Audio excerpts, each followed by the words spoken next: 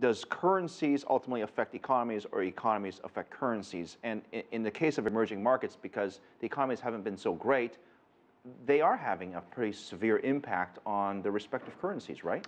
They are, absolutely. I mean, we're seeing inflation in areas we don't want inflation, and we're seeing deflation in areas we don't want to see deflation. It's all mixed. But yes, BRIC countries especially, with the exception of India and China, inflation rate is a big problem, and all of these currencies are depreciating at the same time. And there's also a political problem, especially in Brazil and Russia. I was in St. Petersburg. I've seen that in person.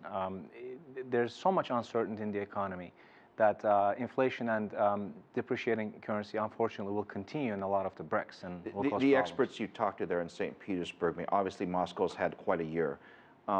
How's that impact been on the country, the expectations of additional inflation, of obviously the currency being a real issue? You can't buy stuff because the value has gone down so much.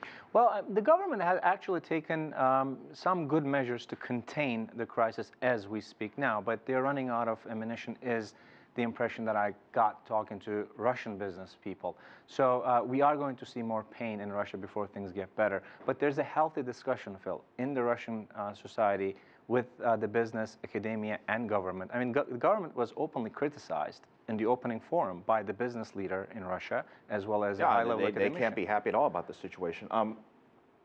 South America, Brazil, just a weird situation. They had the World Cup, and Brazil, things were all great. Everyone was laughing, and then the Olympics are coming up, but yet the economy is just, it's not doing well. The currency is not doing well. I mean, there doesn't seem to be a lot of good news there. Might we see a change in the future here?